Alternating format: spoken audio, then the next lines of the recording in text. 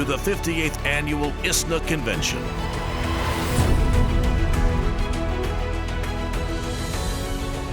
Reimagine and rebuild with renewed resolve.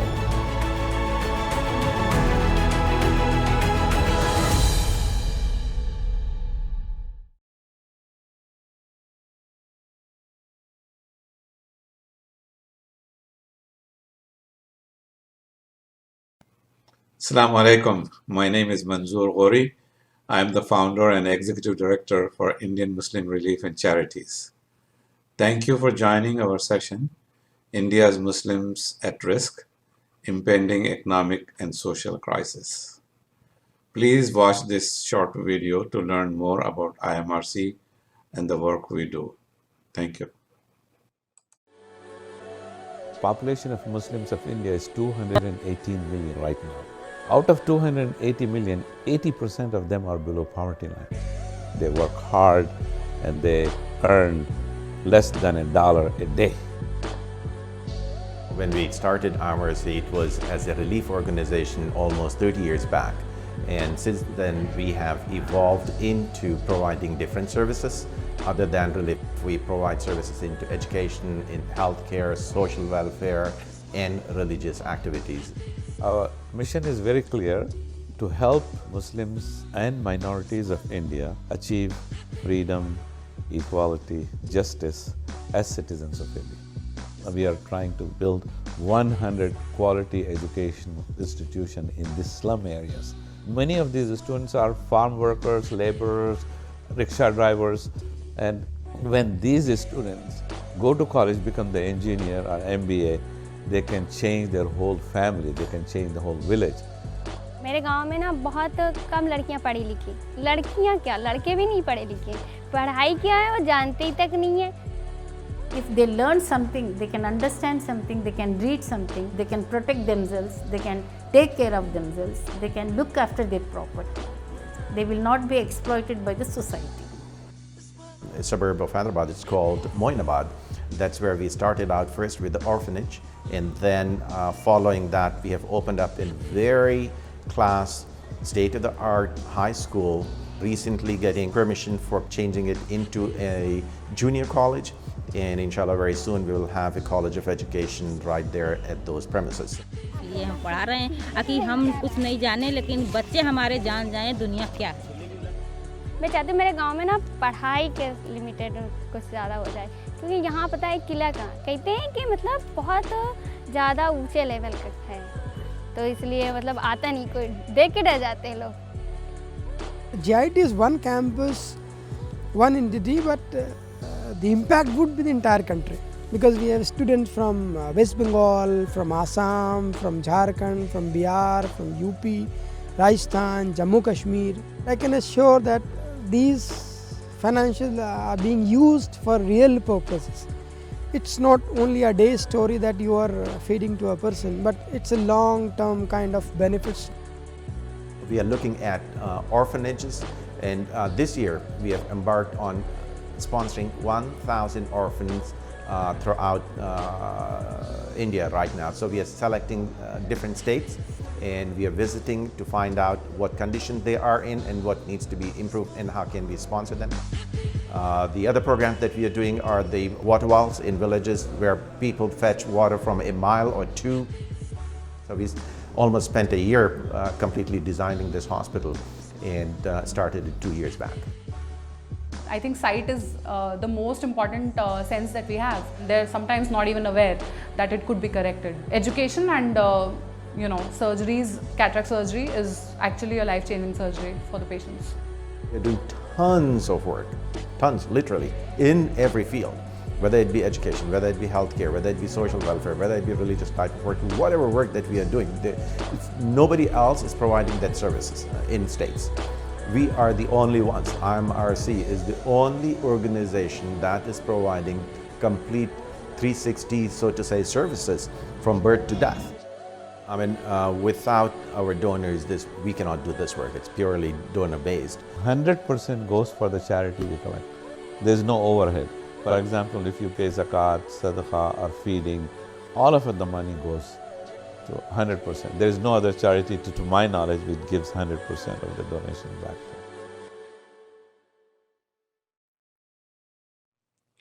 I would like to now introduce our first speaker for today's program, Ghazala Wahab. She will speak on Muslim contribution to India's growth and transition over the last 75 years.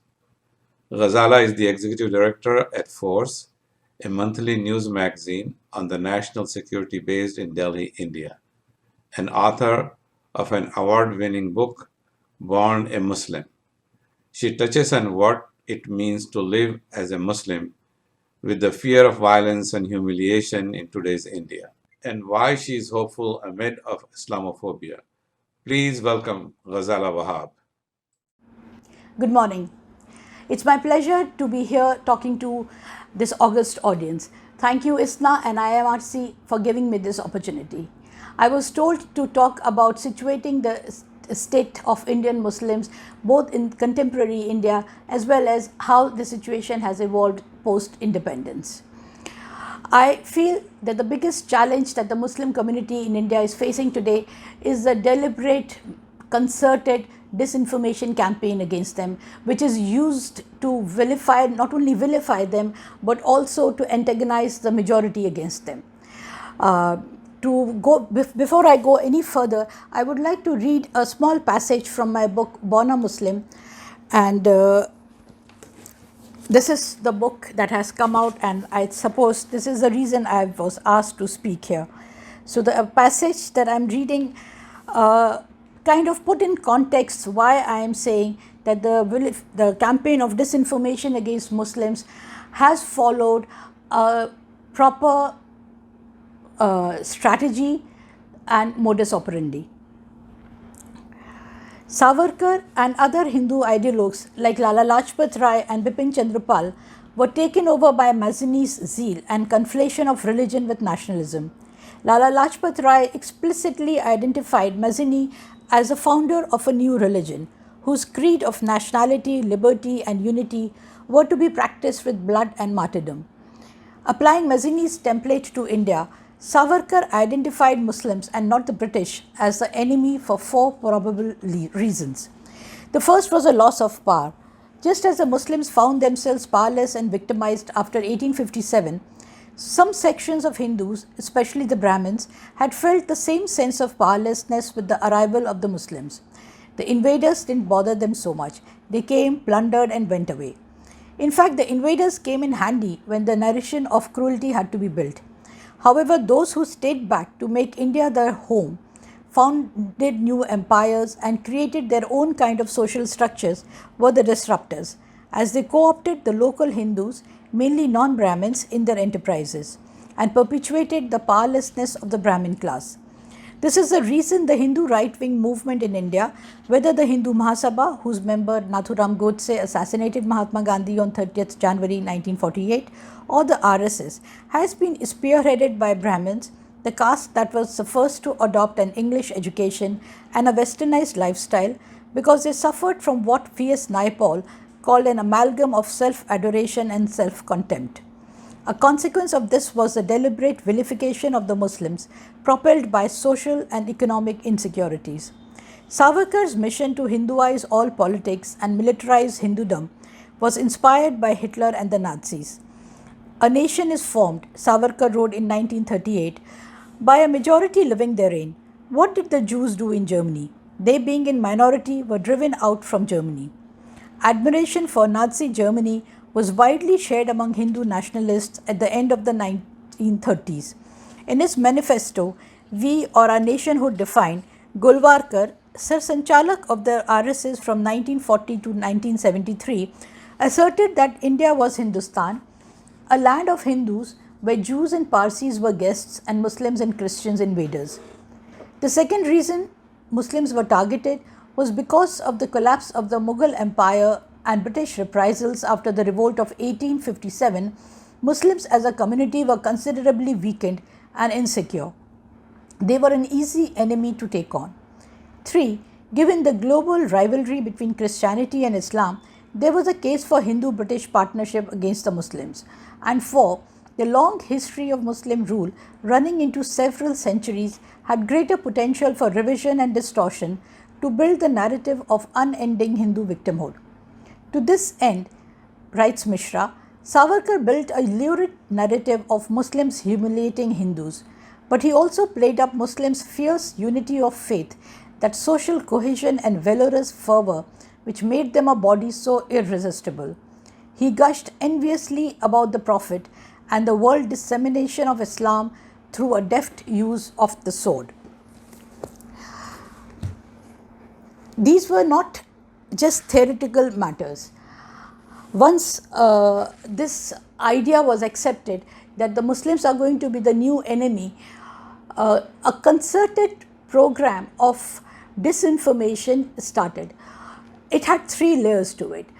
The intellectual layer or the intellectual heft was provided by Savarkar and his propounding of this theory of Hindutva. The field work or the ground support was provided by the RSS and their cadre, and mass propaganda was provided by the Kalyan Press, the Gorakhpur based Kalyan Press, which used to bring out a series of magazines with huge subscription. Mainstream Indian freedom fighters, people who we have regarded, always regarded as great leaders, people of great stature, who have been founders of great institutions in India. These were the people who were contributing to this magazine Kalyan, who were contributing to this building of this narrative. Now, this has been going on since the late 1930s. Partition was a watershed moment which saw unprecedented bloodshed on both sides. All 3 communities suffered hugely during partition. But post-partition, again, the narrative was built in a manner that the perpetrators of violence were only Muslims and the victims were only Hindus and Sikhs. This was also done to build some sort of a Hindu and Sikh unity against the Muslims. Now, once this narrative kind of outlived its utility because the post-partition generation grew up, there was the fervour of building new India, another layer was added to this narrative, and this layer was of Muslims being outsiders, Muslims being 5th columnists in India. Again, tropes and tropes of pamphlets and material, written material was circulated saying that Muslims, their loyalties are not with the Indian nation, their loyalties are across the, across the border, it's with Pakistan. This once again made them easy target, and as a narrative builds on, as it's transmitted through articles or through targeted books or niche books and magazines, more and more people start believing it, because we have a mindset that anything that appears in print or in a written word has to be trusted. So if it's written down, if it's there in the form of a book, it has to be true. The third trope that was added to it was Muslims marrying multiple times and having several kids. And one of them eventually rose up to become the Prime Minister of India, popularized the phrase of Hum Panch Hamare 25, one man with 4 wives and 25 children. The fourth narrative was of terrorism, that all Muslims may not be terrorists, but all terrorists are Muslims.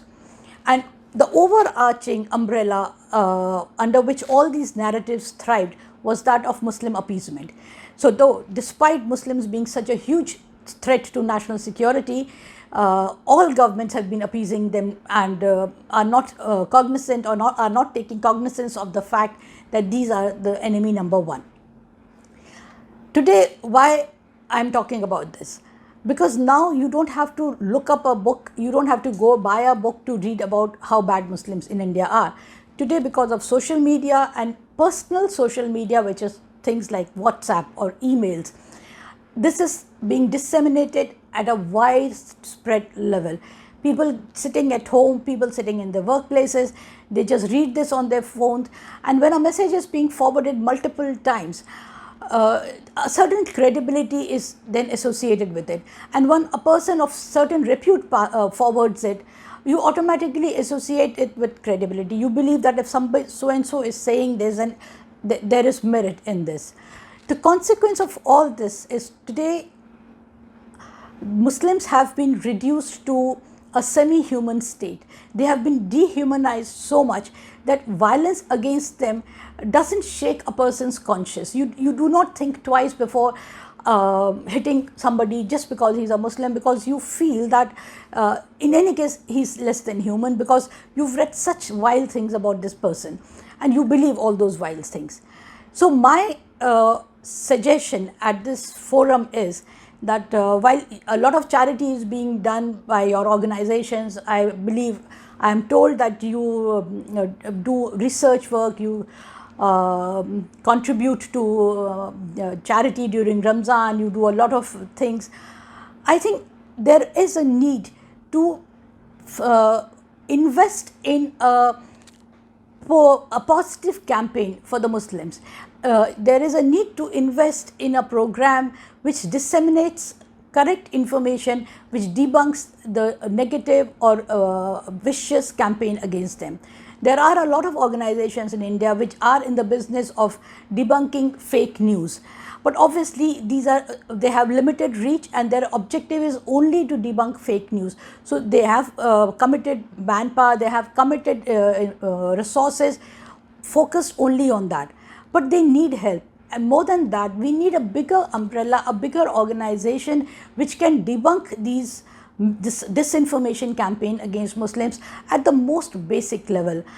We need not only to inform non-Muslims that what they're reading, what they're believing is not true, we also need to give this sort of a tool in the hands of Muslims, so that if somebody tells them something on their face, if somebody accuses them of something which their forefathers did, they should be able to rebut this. They should be able to argue back with facts and figures. They should have this knowledge with them that what is being said about them is not something that they should be held accountable to, they should be held guilty for, but they should be able to counter all the fake news or all the disinformation with facts and figures. Thank you so much. Next, I would like to introduce Professor Amirullah Khan.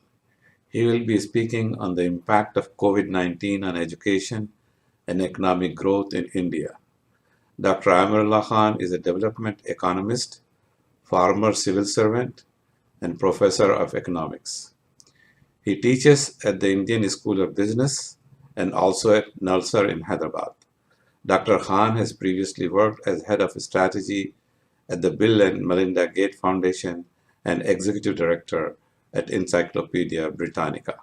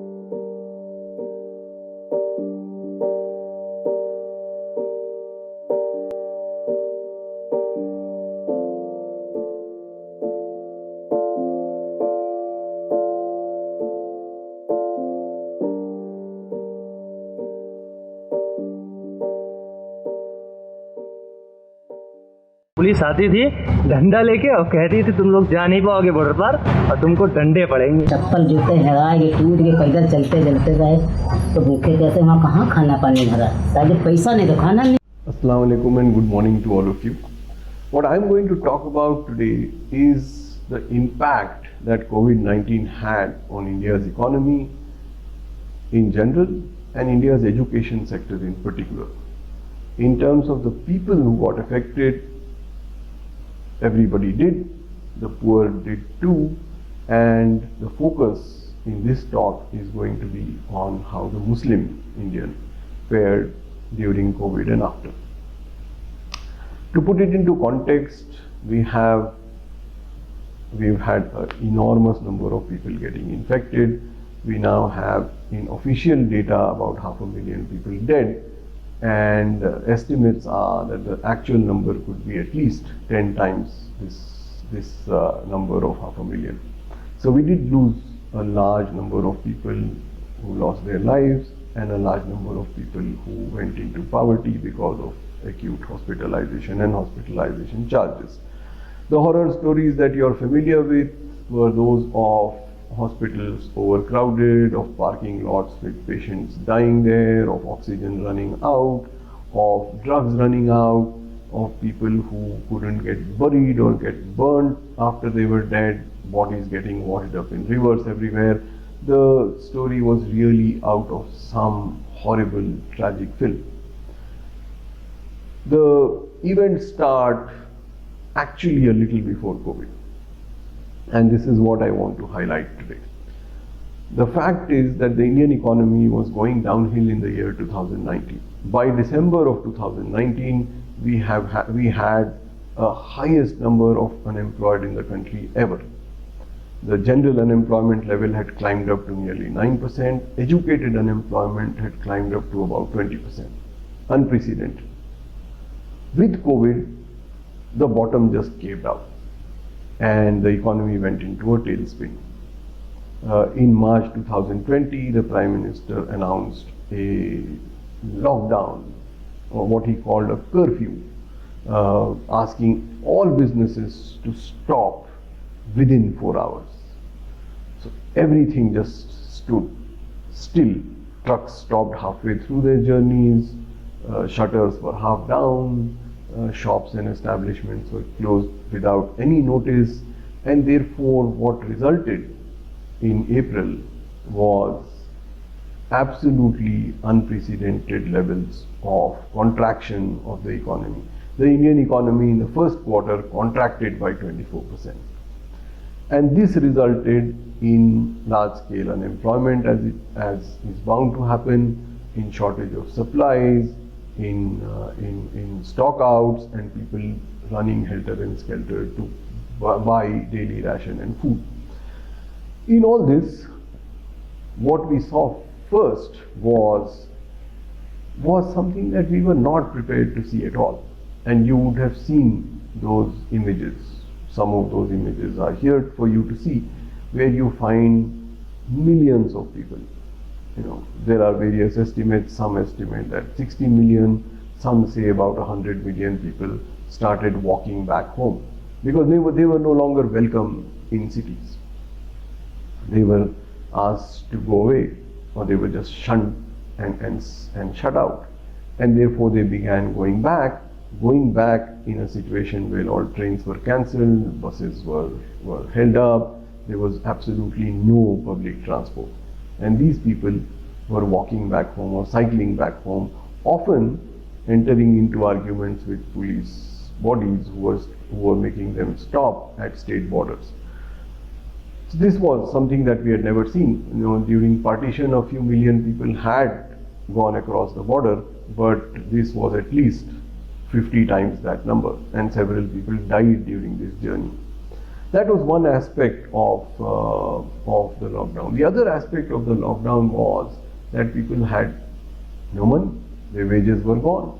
90% of India's workforce works in the informal sector. The informal sector, for all of you out there in the West, is the sector where there are no contracts. Workers do not enter into a contract with their employers. They just work and hope that they get paid. There is no social security. And therefore, if I get fired today, I am left penniless tomorrow. And this is 90% of India's workforce. And almost all the Muslim workforce works in the informal sector, either as daily paid help or as very poor self-employed entrepreneurs. And their activity just ground to a halt because there was this draconian curfew, which if you trespass, you would get beaten up by the police, in some cases killed in those hostilities, as happened in one case in Coimbatore. So therefore, there was a situation where people started losing jobs, stopped earning at all, and were delving into those meager savings. By October of 2020, studies show that almost all savings of poor Indians were wiped out, and the tragedy had ended. But to go back, so what was happening in April and May, during the time when India's summer is at its harshest, was where people were sitting at home doing literally nothing. And that resulted firstly in enormous amounts of hunger. Children who would have gone to school and eaten the one hot meal that they would normally eat were now denied that because schools were closed. And these poverty levels led people to scurry for any jobs that they would get. You had teachers who would otherwise be earning money teaching in a school, now selling vegetables around the corner. Taxi drivers, auto drivers, just about everybody, and a predominant number of them being coming from Muslims or the lower caste, were without jobs. So the economy contracted by 24% in the first quarter, went up a little bit in the second quarter, but the entire year ended with the Indian economy barely struggling to remain at its own place, in fact coming down by a few percentage points. And this has a deep impact on the employment sector. What was really serious about unemployment this time in India was that while the overall unemployment rate went up, it was the educated unemployment rate that caused a problem. With 22% of the educated people being unemployed, that's a large number for any economy to handle. Now, having seen this impact on the economy and the fact that the first to be blamed for this debacle were the Muslims. In March 2020, in an unfortunate coincidence, there was a large congregation of the Tablighi Jamaat, a group of missionaries who are headquartered in Delhi, who were holding their annual seminar. Hundreds of them had come at exactly the same time when the virus broke out. Several of them got infected, but now they were blamed for having brought the virus in, and they were now being blamed for this big conspiracy of infecting the entire Indian population. Several of them were sent to jail for months. Foreigners, Indians, they were sent to jail, and the entire country went on this rampage, saying that on television and on social media, blaming the Muslims for spreading this virus. The level of stigma and prejudice was like something we had never seen before. Muslim hawkers got lynched. People who were selling vegetables were thrown out. Businesses were shut down.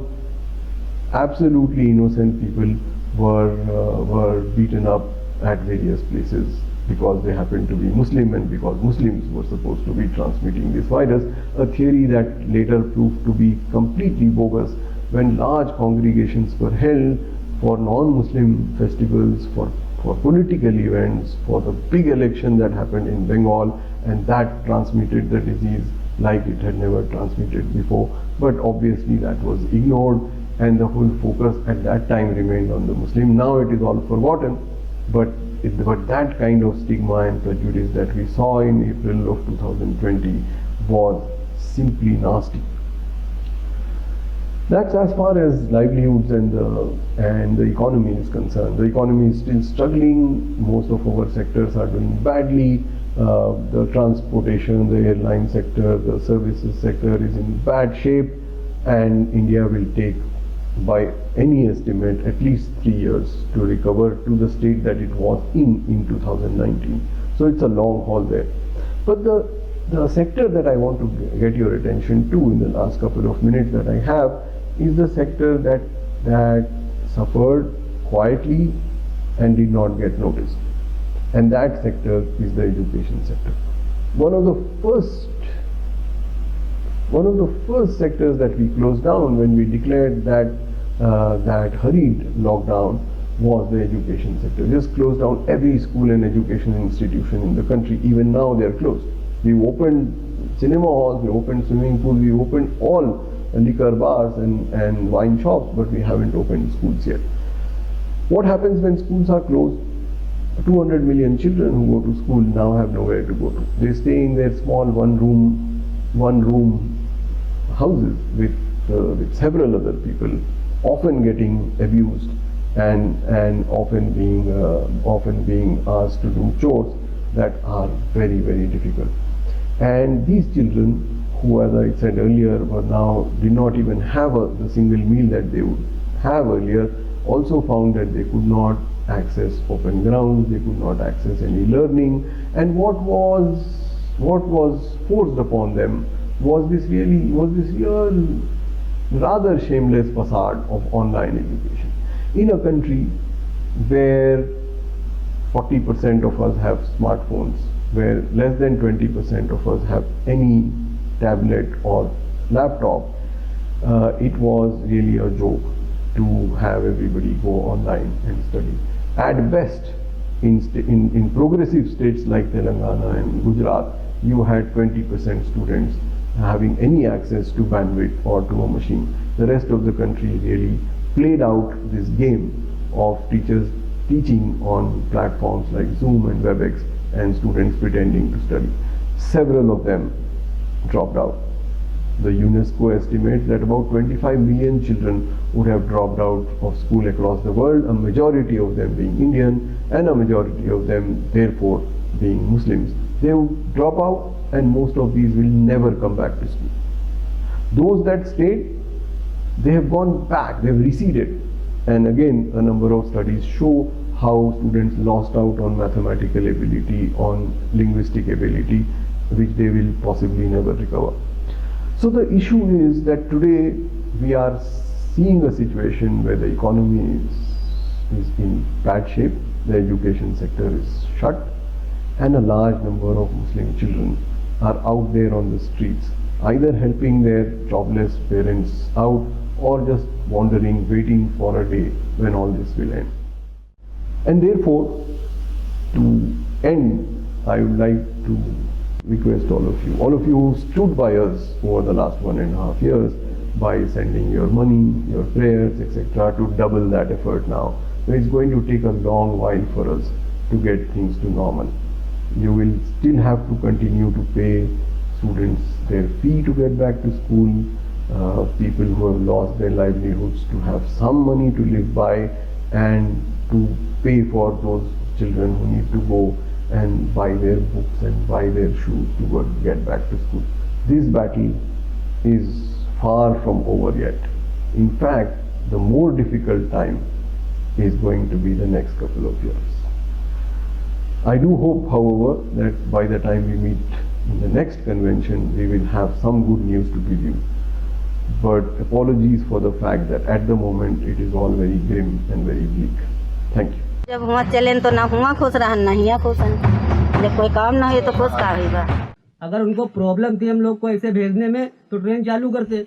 अभी train भी नहीं चालू कर रहे हैं, हम लोग वहाँ भूखे मर रहे हैं। जहाँ काम कर रहे हैं वो लोग फ़ोन करो तो फ़ोन नहीं उठाते। तो ये सब दिक्कतें थी, इसीलिए भैया आना पड़ा किसी तरह। अब वो लोग मजबूरी नहीं समझ रहे हैं तो हम लोग क्या करेंगे, मर जाएंगे वहाँ पे। 2 रात 3 दिन का हो गया था, तो अभी तो झोंक देते थे, खाने को नहीं मिलता था उसमें। वो यही मेरा खाना, मतलब 3 दिन का जो खाना था वो यही दलिया, दाल मोट, बिस्किट और पानी।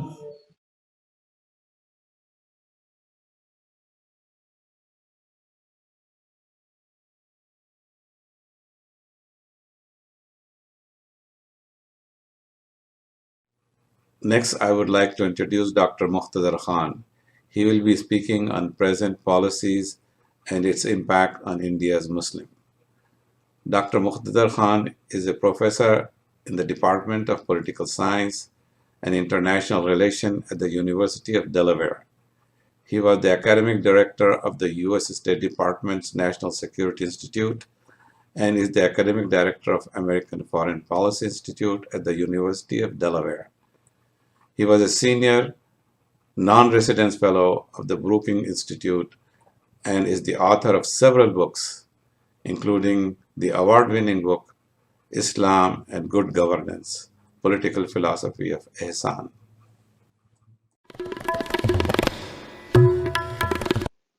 Assalamu alaikum, dear brothers and sisters. Welcome to the 58th annual convention of the Islamic Society of North America.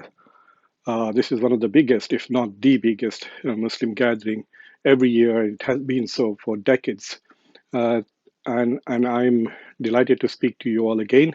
And I'm especially honored to be speaking on this panel for IMRC, Indian Muslim Relief and Charities, which does such phenomenal work in India, essentially helping Indian Muslims with their development agenda, with their education, and also dealing with tragedies, natural as well as man-made. So my briefing is going to have three parts. A quick assessment of the community's challenges, the Indian Muslim community's challenges. I believe it is a highly vulnerable community at the moment. It is at the risk of losing a lot of its political and economic rights in India. And then I will also quickly summarize for you what the community is doing to combat it.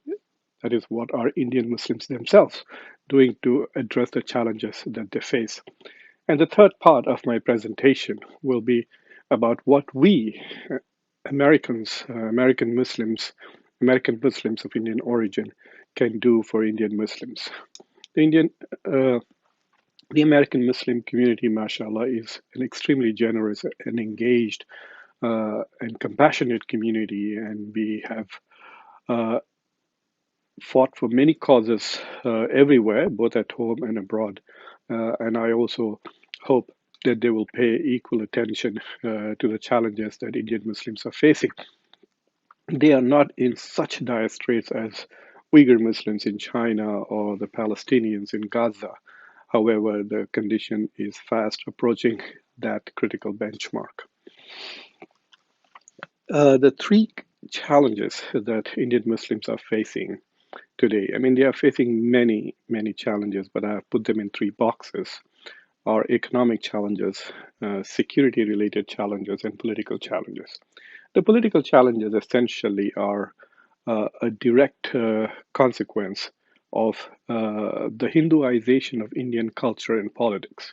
With the rise of Hindutva movement and the rise of the Bharatiya Janata Party and its electoral power in India, Indian Muslims face a political environment in which their identity is being erased, their heritage is being wiped out, cities with Muslim-sounding names are losing their names, Muslims are essentially being marginalized and pushed to the side as India marches forward, both economically and in international prestige. So the political challenge for Muslims essentially is to combat their diminishing political position. The number of Muslim members of parliaments are on the decline. The number of Muslims in important positions are declining. So essentially, the political challenge entails combating the Islamophobia that is being generated with the rise of Hindu nationalism, and also trying to retain some kind of political power so that Muslim issues can be addressed in parliaments and assemblies all across India. So that is one of the major challenges that Indian Muslims face. The second is the economic challenge. It is quite apparent that there are structural discriminatory practices in India which undermine Muslims' economic status. So this was first highlighted and acknowledged by the Sachar Commission report nearly 15 years ago. And since then, it has become common knowledge that Indian Muslims are, economically speaking, the most backward, underdeveloped community in India. It is not so in every part of the country. So if you are from Hyderabad or if you are from some richer communities in Mumbai or Kerala or even Chennai, then you might find this assertion very difficult. But prominently in the Hindi belt and other parts, even in West Bengal, Indian Muslims are economically far, far behind. And one of the startling findings of all the studies of Indian Muslims' economic situation is that Indian Muslims now are probably even behind the Dalit community, which for centuries was deemed untouchable and marginalized by the Hindu majority, the upper caste Hindus essentially. There are other dimensions to the economic challenges that Muslims are facing now, which is that because there is discrimination culturally and politically against Muslims, it has become difficult for people with Muslim sounding names to rent places, to buy houses, to start businesses, to get loans. Yeah, I mean, the situation is so dire that people with Muslim sounding names are not even able to, to become vendors selling vegetables and fruits in neighborhoods where Hindus are predominant. So, so the economic challenges are manifold. It is low incomes, lower educational levels, lower opportunities, lesser capacity to access opportunities that exist. For example, the government has allocated crores of rupees for the upliftment of minorities, but the underdevelopment of the community is such an extent that they are not even able to access the benefits that are available to them. Some programs that were initiated after the Sachar Commission report are not fully subscribed by Indian Muslims. That is quite tragic. The third challenge that Indian Muslims face is basically violence, physical security. There have been a tremendous spike in random violence against Muslims. Muslims are accused of either eating beef or trafficking in beef or selling beef or buying beef. And so there are mobs out there, Hindu vigilante mobs, which are lynching people, beating people on the streets in front of police, sometimes with the help of the police. The government, especially in those states where the Bharatiya Janata Party is in power, often the politicians encourage and celebrate these people who perpetrate violence against Muslims and other religious minorities, but also the police is reluctant to act against them. So this is a significant challenge that people are actually beginning to feel unsafe and insecure when they're out of their homes. And then there is this occasional riot, which means that they're not safe in their homes too. So these are the three challenges that Indian Muslims continue to face. And since 2019, these challenges are on steroids. They have been magnified significantly. What Indian Muslims are really doing are that they have many strategies. I have again summarized them in three boxes. Those who are poor and insecure and extremely vulnerable in the sense that they are part of the informal sector. They don't have job security. They didn't even have education to aspire for good jobs. They are assimilating into this Hindu Rashtra, which is they are changing their names. They're taking Hindu sounding names. They're dressing as if to look like Hindus and hoping that this external transformation of their appearance may help them earn a living, a daily wage, or become a vendor. This is very sad. It is sad that people are afraid to be who they are. So this is one approach. Then there are those obviously who are resisting it. So we saw this after the passage of the Citizenship Amendment Act that there are Muslims out there who, in partnership with their non-Muslim partners and sympathizers and supporters, have gone on a protesting nationwide. The Shan Bagh protest led by women, older women, was so inspirational for everybody, not just in India, but worldwide, that Indian Muslims are resisting this oppressive state. So the second approach seems to be to resist.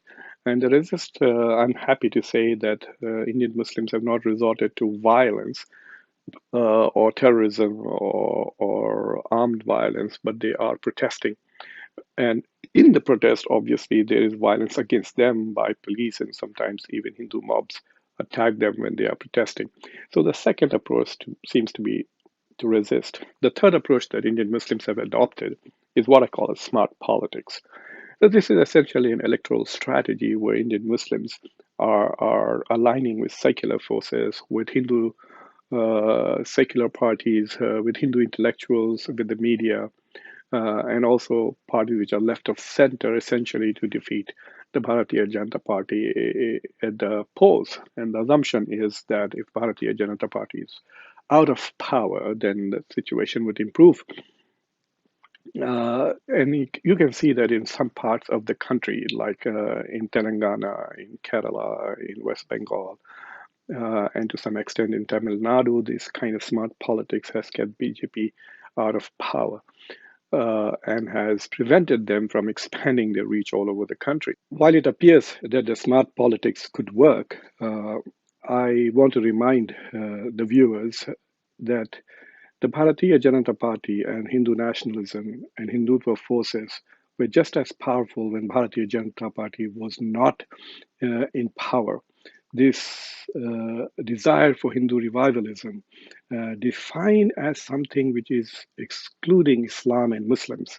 So, thinking of India as pristine without Muslims who are deemed as foreigners, this sentiment essentially has taken root in a vast number of the Indian population, especially in the middle class and above. And just defeating the Bharatiya Janata Party at the polls is not going to be successful. So, what can American Muslims, especially American Muslims of Indian origin, do to face and help Indian Muslims face the challenges that they are confronting? I think first we should recognize that these smart electoral politics are not enough. We need to go beyond that. And that is where I think American Muslims can play a significant role. I believe that the Indian Muslim community should adopt strategies which lead to community empowerment, community engagement, and community excellence. And that's where Muslims of Indian origin can support both intellectually, financially, and through activism, the Indian Muslim community. By community empowerment, I essentially mean investments in two kinds of areas, education and entrepreneurship, because of the barriers that are now being erected in the government sector and the private sector, the organized private sector for Indian Muslims, in spite of education and in spite of qualifications to get jobs. I think it would be very smart for the community to start encouraging people to become entrepreneurs, to start their own businesses, even export whatever talent they have. And that is where the American Muslim community can be helpful in helping the Indian Muslim community to invest in educational projects, to elevate the capacity of the community, and also to ensure that there are more venture capital available, for example, for Indian businesses who want to start Indian businesses.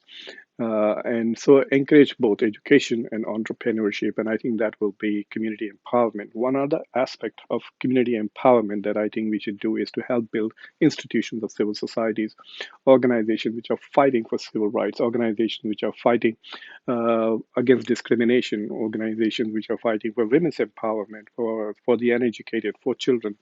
All of these organizations can be supported from the United States. And these will not be deemed as threatening to the national security of India. It is essentially empowering the Indian society. So I think community empowerment should be one of our goals.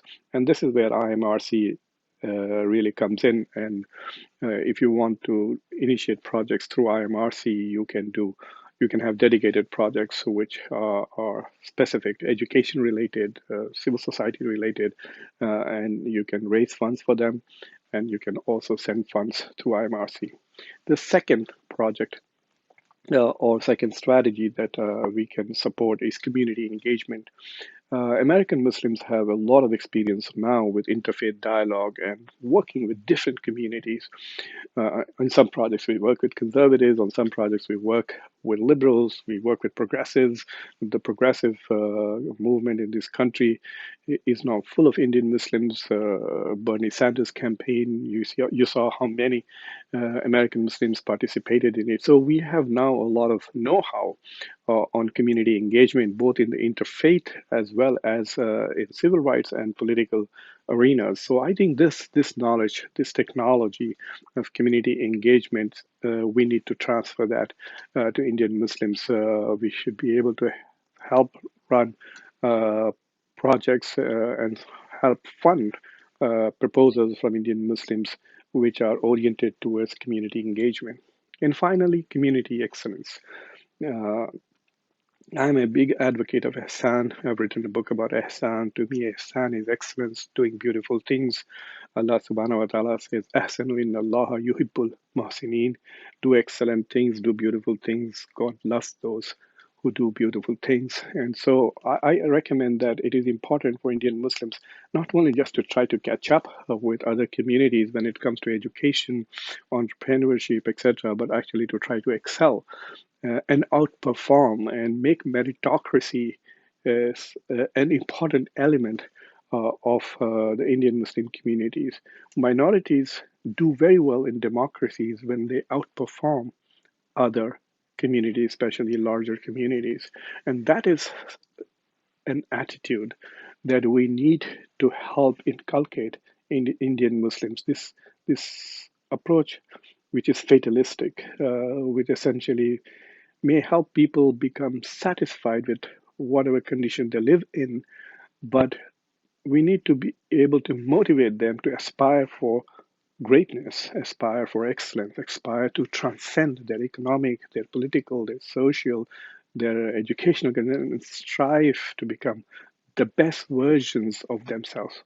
And I think that is one place where American Muslims can play the role as role models for the broader Indian Muslim community, encourage and support them in pursuit of community excellence. So the three strategies and three projects that we could support is community empowerment, community engagement, and community excellence.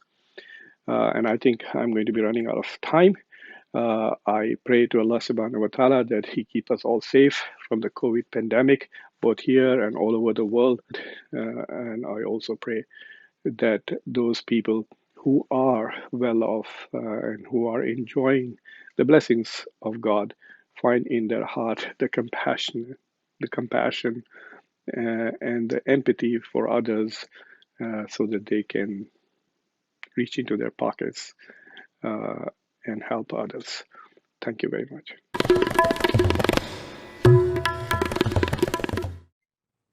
This brings us to the end of our session for today.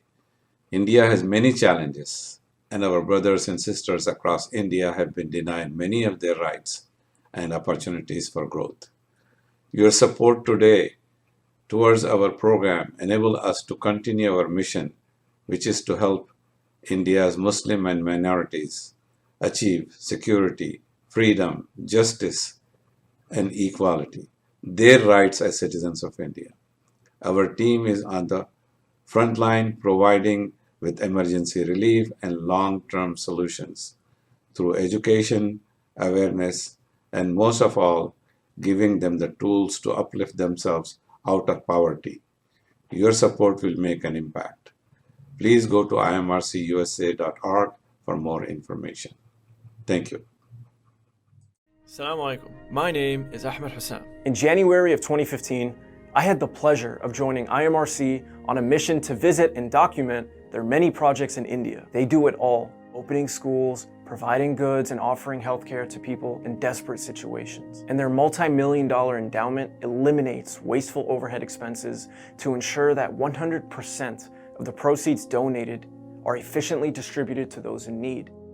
IMRC goes above and beyond, but not just in the way they structure and sustain themselves, but in the way they address the challenges of individuals and societies in the areas they work. Helping someone doesn't just mean giving them a temporary bite to eat or putting them in a madrasa. IMRC considers socio-political and economic factors as well. They analyze a region and determine how they can transform an entire village.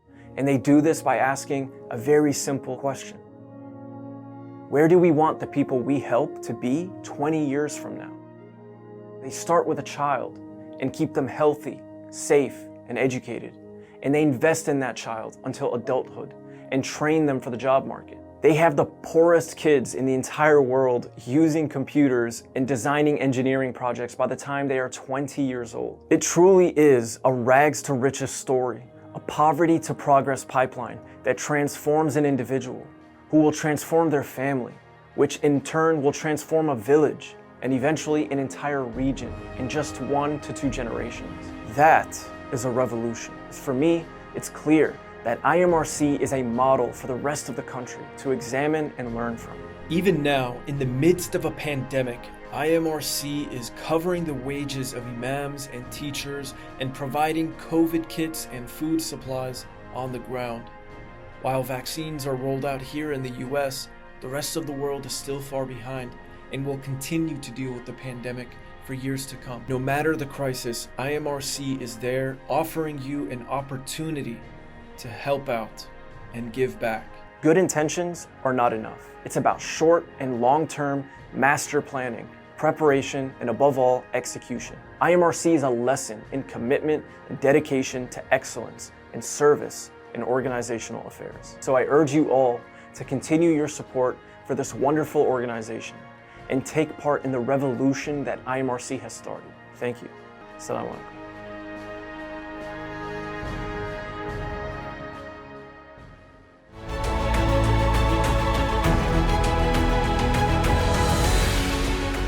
Welcome to the 58th Annual ISNA Convention.